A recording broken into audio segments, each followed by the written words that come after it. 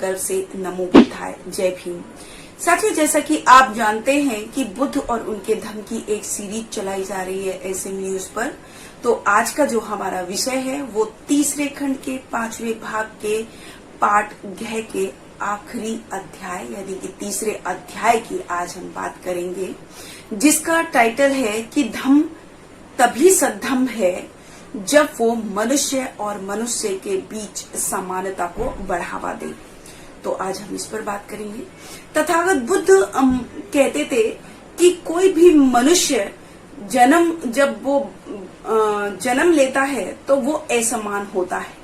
अब उसमें कोई हष्ट-पुष्ट जन्म लेता है, कोई कमजोर होता है, कोई बुद्धिमानी होता है, कोई ज्यादा बुद्धिमानी होता है, कोई कम बुद्धिमानी होता है, या कोई बिल्कुल भी बुद्धिमानी नहीं होता।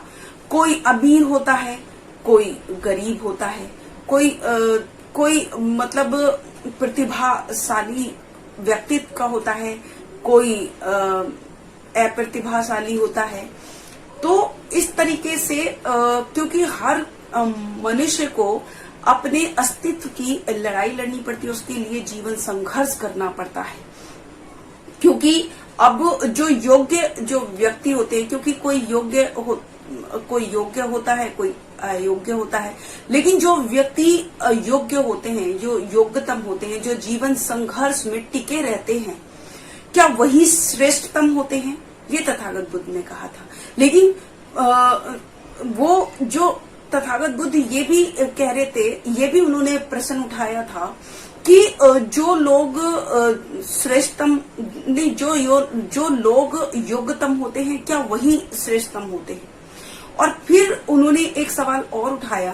उन्होंने पूछा कि जो लोग मतलब ये कह सकते हैं कि जो जीवन के संघर्ष में टिके रहते हैं, या फिर उसी की एक असमानता की जो असमानता इन लोगों ने बनाई हुई थी, या अगर असमानता को ही स्वाभाविक रूप से मान लिया जाए, तो फिर तो जो कमजोर जो व्यक्ति होंगे या जो अयोग्य व्यक्ति होंगे, उनका तो कोई मतलब वो तो कभी कहीं टिक ही नहीं पाएंगे, उनका तो कोई औचित्य ही नहीं रहेगा।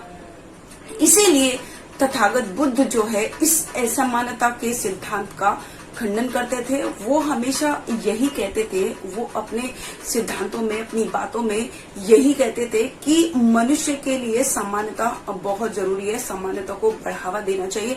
क्योंकि जो लोग अयोग्य हैं, मतलब जो लोग योग्य नहीं है, वो भी अगर समानता जो है हर मनुष्य को श्रेष्ठ बनाती है। उसके चाहे कोई मतलब उसके लिए योग्य हो या ना हो, लेकिन वो श्रेष्ठतर जीवन जीने के लिए बढ़ावा देती है समानता। इसीलिए तथागत बुद्ध समानता के सिद्धांत का समर्थन करते थे। उसी को वो कहते थे कि हर मनुष्य के बीच में समानता को बढ़ावा देना चाहिए। क्योंकि जो तथागत बुद्ध ने जो ये बात कही कि जो ब्राह्मणी जो व्यवस्था थी, जितनी भी ब्राह्मणी व्यवस्था थी, चाहे वो चातुर्वर्ण की व्यवस्था हो, चाहे जन्म के आधार पर ऊंच नीच हो, चाहे जन्म के आधार पर श्रेष्ठतम मान लिया हो और किसी को अयोग्य मान लिया हो, किसी को योग्य मान लिया हो, इसी सिद्धांत से का जो है तथागत बुद्ध खंडन करते थे और उन्होंने समानता का समर्थन किया। बुद्ध आगे कहते हैं कि क्या तुम ऐसे धर्म की सिफारिश करते हो, क्या तुम ऐसे धर्म में विश्वास करते हो जो ये कर्म सिखाता हो कि अपने आप को सुखी बनाने के लिए दूसरों को दुखी बनाता हो? क्या तुम ऐसे कर्म की सिफारिश करते हो, या फिर ऐसे कर्म की सिफारिश करते हो जो खुद को दुखी बनाकर दूसरों को सुखी बनाया जाए, या फिर ऐसा कि जो अपने आप को तो दुखी कर ही रहा है, साथ में दूसरे को भी दुखी कर रहा है? क्या तुम ऐसे धर्म की सिफारिश करते हो कि जो ऐसा असमानता पर आधारित हो? तो तथागत बुद्ध ने फिर आगे कहा कि क्या तुम ऐसे धम्म की सिफारिश नहीं करना चाहोगे जो खुद को तो सुखी बनाए साथ में दूसरों को भी सुखी बनाए, जिससे दोनों का ही जीवन सुखी बने और जो किसी भी असमानता को या किसी भी अत्याचार को सहन ना करे। तो ये जो प्रश्न था ये तथागत बुद्ध ने उन ब्राह्मणों से पूछा था जो ब्राह्मण समानता के विरोधी थे, क्योंकि वो असमानता में बिलीव करते थे, असमानता में विश्वास करते थे। इसलिए तथागत बुद्ध ने उन्हीं से ही ये प्रश्न पूछ लिया। तथागत बुद्ध जो है समानता के सिद्धांत को ही अपने धम्म का आधार मानते थे और उन्होंने समानता का ही सिद्धांत की समर्थन किया और असमानता के सिद्धांत का खंडन किया। और उन्होंने जो तथागत बुद्ध का जो धम्म था वो यही शिक्षा देता था, वो यही सिखाता था कि सद्धम्म मतलब उसी धम्म को आप सद्धम्म कह सकते हो जो इंसान को हर तरीके से आगे बढ़ाए, जो किसी को दुखी ना करे, जो सबको सुखी बनाने में अपना प्रयास करे, जो सभी बुरे कर्मों को छोड़कर अच्छे कर्म करे, जो मनुष्य और मनुष्य के बीच की दीवार, जो असमानता की दीवार थी उसको गिरा दे, जो समानता को बढ़ावा दे। यही तथागत बुद्ध के धम्म का सार था, यही उनके धम्म की आधारशिला थी और यही उनके धम्म का सिद्धांत थे।